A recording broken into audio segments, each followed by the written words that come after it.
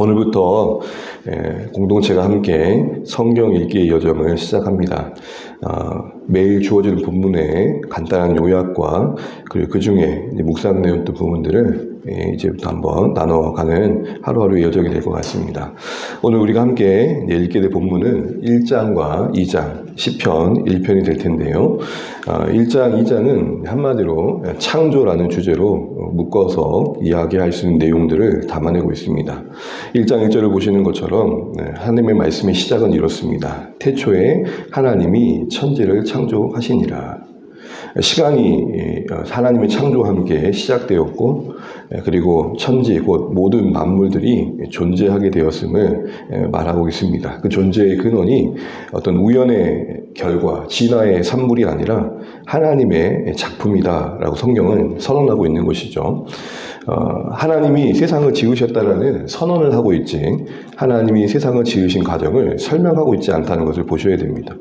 그래서 여러분 1장, 2장을 읽다 보면 가장 많이 나오는 단어가 있는데 그게 바로 하나님입니다. 한번 세보십시오. 거의 매 구절마다 하나님이 그러면서 천지의 창조의 과정과 인간의 창조의 과정을 이야기하십니다. 특별히 1장과 2장을 읽다 보면 동일하게 창조의 이야기를 하지만 각각 다른 관점에서 창조를 다루고 있는 것을 눈에 확인하게 되실 겁니다. 1장을 보면 창조주 하나님께서 온 우주를 질서 있게 조화롭게 만드심을 말합니다. 그 관점이 조금 더 넓은 관점, 우주적인 관점이죠. 2장은 이렇게 시작합니다. 4절부터 내용이 조금 다르는데요. 이것이 천지가 창조될 때에 하늘과 땅의 내력이니 라고 시작하면서 하나님께서 그 창조의 과정 속에 인간을 지으실 때 어떻게 지으셨는지, 그리고 그 결과로 인간은 하나님과 어떤 관계를 맺게 되었는지, 인간은 어떠한 모습으로 하나님께서 짓고자 하셨는지를 담아내고 있습니다. 정리하자면 1장은 온 우주의 관점에서 창조를 다루고 있다면 2장은 인간의 초점에, 창조의 초점에 맞춰져 있다. 이 정도의 구별은 이제 읽으시면서 해가시면 좋을 것 같습니다. 1장을 간단하게 요약을 하자면 혼돈에서, 공허에서 질서가 잡히고 조화가 생기는 이 모습을 담고 있습니다. 혼돈에서 생명의 공동체, 공간이 만들어지고 그 공간에 생명이 자리 잡아갑니다. 읽어보시면 알겠지만 마치 그림을 그릴 때 색칠을 먼저 하지 않고 스케치 이후에 색칠을 더하듯 하나하나 공간이 만들어지고 채워져 가는 걸 보게 됩니다. 그래서 혼돈이 틀이 만들어지고 공허가 비었던 곳이 채워집니다. 그런 모습들을 쭉 보면서 하나씩 채워가는 그 과정에 그 끝자락에 인간의 창조가 자리매김하고 있고 그 지으신 인간이 왜 지어졌는지를 2장에서 자세히 다루고 있는 것들을 우리가 보게 될 것입니다. 특별히 2장에서 보게 되면은 하나님께서 우리를 하나님의 형상으로 지으심의 의미가 무엇인지를 보여줍니다. 1장에선 모든 창조물 가운데 인간을 지으실 때는 유독 말씀으로 세상을 지으신 하나님께서 인간 창조의 경우에는 함께 모여 의논하시는 장면이 나옵니다. 우리 잠시 말씀을 보시게 되면 26절만 같이 다시 한번 읽어보겠습니다. 26절입니다. 26절, 27절. 하나님이 이르시되 우리의 형상을 따라 우리의 모양대로 우리가 사람을 만들고 그들로 바다의 물고기와 하늘의 새와 가축과 온 땅과 땅에 기는 모든 것을 다스리게 하자 하시고 하나님이 자기 형상 곧 하나님의 형상대로 사람을 창조하시되 남자와 여자를 창조하시고 아멘. 우리가 누구냐라는 것을 이처럼 분명하게 설명하는 것이 없습니다. 우리가 왜 존재하냐라는 것에 대해서 이처럼 명확하게 선언하는 것이 없습니다. 여러분, 우리는 하나님의 형상으로 존재하게 되었음을 말합니다. 그 형상에 존재된, 그 형상을 따라 존재된 우리는 이 세상을 다스리는 목적으로 존재함을 말씀하십니다. 오늘 하나하나 다 설명할 수 없지만 특별히 26절을 보게 되면은 유독 앞에까지는 하나님께서 말씀하시면 존재합니다. 그런데 26절엔 하나님이 삼위 하나님께서 함께 모이셔서 협의하십니다.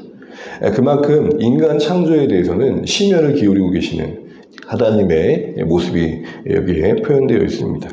이것은 성경을 통해 우리 존재를 알고자 하는 우리의 입장에서는 우리가 참 사랑받는 존재구나. 정말 우리는 영광스럽게 지어졌구나를 다시 한번 확인하게 되는 구절인 것이죠. 그래서 창세기에 이 창조를 읽으면 존재감에 흔들렸던 우리의 인생이 다시 한번 그 근거를 찾게 됩니다. 내가 왜 살아야 되는지, 내가 이 땅에 왜 숨을 쉬며 존재해야 되는지, 난 무엇을 위해 삶을 경영해 가야 되는지를 방향을 잡게 된다는 것이죠. 그래서 창세기 말씀을 묵상하다 보면 사실은 좀 따뜻함이 찾아옵니다.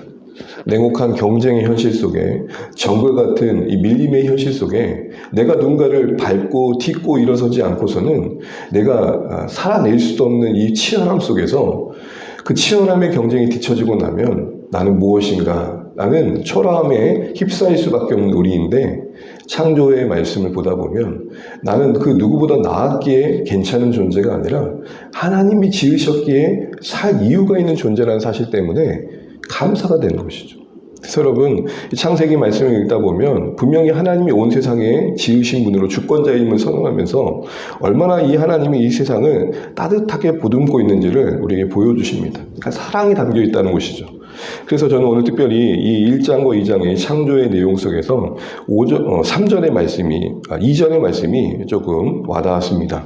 우리 2절 말씀 다시 한번 읽고 말씀을 맺도록 하겠습니다. 땅이 혼돈하고 공고하며 흑암이 깊음이 있고 하나님의 영은 수면 위에 운행하시느니라. 아멘. 지금 창조의 과정을 설명하는 과정 속에 이제 막 창조가 시작될 때 이 현실을 혼돈과 공허로 표현합니다. 말씀드린 것처럼 혼돈은 아직 틀이 존재하지 않은 상황, 공허는 그 안에 무엇이 채워지지 않는 빈 상황, 흑암의 깊음은 그 안에 뭔가 어둠이 자리 잡고 있는 상황을 말하고 있습니다. 그런데 그 위에 하나님의 영, 하나님의 바람, 여호와의 영이 운행하신다라고 표현되어 있습니다. 여러분, 오늘 이 운행하신다는 표현을 깊이 생각해 보시면 좋겠습니다. 이 표현은 히브리어로 메라헤페트라는 단어인데 딱 이런 표현입니다. 부드럽게 감싸안다. 이 표현이 딱 한 군데 더 나오는데 신명기 32장에 하나님께서 이스라엘 백성을 어찌 돌보셨는지를 표현하면서 이렇게 표현하십니다. 독수리가 날개 친같이, 독수리가 그 새끼를 날개로 보호한 같이, 이런 의미거든요. 그림이 좀 그려지시나요? 이제 모든 것이 창조되어지기 전에 하나님께서 이 세상을 어찌 안고 계신지를 보여주시는 겁니다. 날개로 보듬어 주시지 감싸 안고 있는 모습을 보여주는 것이죠. 그 혼돈을 안고 계시고 그 안에서 질서를 만드시는 하나님의 모습을 보여주고 계시는 겁니다. 삶이 혼돈스럽고 내가 어떻게 살아야 할지를 모를 때, 공허할 때 오늘 이 창조의 과정의 모습을 한번 떠올리십시오. 하나님은 이 세상을 감싸 안듯 거기에 온기를 부여하시고 생기를 부여하셔서 새로운 창조의 모습들을 만들어내시지, 오늘도 동일하게 성령께서, 하나님의 영이신 성령께서 진리와 은혜 안에서 우리를 보듬어 안고 우리 안에 새로운 역사를 만들어 가신 분이심을 잊으면 안 된다는 겁니다. 우리의 인생을 그렇게 감싸 안고 우리 안에 혼돈을 질서로, 우리 안에 빈 것을 신령한 것으로 채워가시는 하나님의 일하심을 우리가 매일같이 경험하는 것이 구원의 삶의 여정이라는 것을 놓치면 안 됩니다. 구원은 그런 의미에서 재창조입니다. 창조의 사건을 보면서 우리는 그리움을 갖게 됩니다. 하나님이 보시기에 좋았다라는 그 행복한 순간들, 아름다운 모습들을 죄로 인해 상실한 우리는 이렇게 하나님께서 우리를 영광스럽게 지으셨다고? 이렇게 하나님이 세상을 아름답게 지으셨다고? 그러나 그것과는 너무나 먼 오늘의 현실은 괴리감을 느끼게 하죠. 그 격차를 그리스도 안에서 회복시켜 가시는, 아니 이전보다 더 완성시켜 가시는 하나님의 일하심이 구원이라는 측면에서 우리는 여전히 예수를 믿고 있으면서도 겪고 있는 삶의 혼돈들 속에 버려진 존재와 내쳐진 존재가 아니라 그 혼돈을 보듬어 안고 만들어 가시는 하나님 안에 있다는 것을 잊으시면 안 됩니다. 예수 믿고 나서도 여전히 우리는 죄로 넘어질 때가 있습니다. 예수님을 믿고 나서도 우리의 눈에 보이는 세상의 이 가치가 그런 어떤 세상의 흐름들이 우리를 흔들 때가 있습니다. 우리는 그것에 무너져 참 괴로울 때가 있습니다. 예수 믿고도 내가 아직도 이러고 사네 라는 생각이 있을 때가 있습니다. 그런데 여러분, 잊지 마십시오. 그 혼돈, 그 무질서함, 그 무너짐, 그걸 여전히 우리는 하나님께서 우리를 안고 그 안에서 계속해서 생명의 역사를 만들어 가시는 일들을 포기하지 않고 있다는 겁니다. 혼돈을 감싸 안고 날개짓하며 그 안에 생명력을 부여하시는 하나님의 일하심이 창조였듯이 구원은 재창조라는 관점에서 우리를 그리스도 안에서 그렇게 품어가시며 빚어가시는 하나님의 일하심들을 매일같이 경험해 갈 수 있는 우리 삶이 되기를 이 말씀을 통해 소망해 갈 수 있어야 될 것 같습니다. 여러분, 오늘도 우리가 살아가다 보면 각오한 만큼, 결심한 만큼 살아낼 수 없는 그 무엇을 만나거나 그 어떤 감정을 마주하게 되실 겁니다. 그때 잊지 마십시오. 운행하시는 하나님.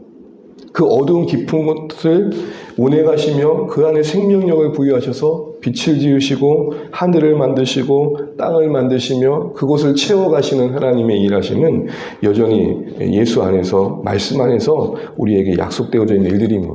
그러니 어두움만 보지 마시고 내 삶의 혼돈만 보지 마시고 그 안에 질서를 부여하시는 생명을 만드시는 내 안에 선한 것을 채우시는 하나님의 영이신 성령님이 나와 함께 하신다는 사실들을 잊지 마시고 그 하나님의 영이신 성령님이 내 안에 혼돈에서 질서를, 공허에서 생명을 채우시는 일들을 마음껏 하실 수 있도록 나를 붙들고 있는 모든 것들을 겸손히 내려놓고 하나님 내 안에서 운행하여 주십시오. 나를 만들어 주십시오. 나를 좀 이전보다 더 질서 있게 해주시고 규모 있게 해주시고 내 안에 생명을 채워주십시오. 이렇게 기도하면서 이 창조의 사건이 오늘도 성령 안에서 이루어질 수 있다는 사실들을 잊지 않고 살아내시는 우리의 삶이 되시면 좋겠습니다. 오늘 다 있더라도 이 그림을 꼭 기억하십시오. 어두움을 품고 혼돈을 품고 공허를 품고 그 안에 날개짓 하시며 운행하시며 그 안에 생기와 생명과 아름다운 것들을 채워가시는 하나님이 지금도 성령 안에서 그렇게 우리 인생을 빚어가고 계시다는 사실, 이걸 기억하시면서 오늘도 하나님 안에 또 새로움을 경험해 가기를 소망하시는 오늘의 말씀 되시기를 간절히 소망합니다. 기도하겠습니다.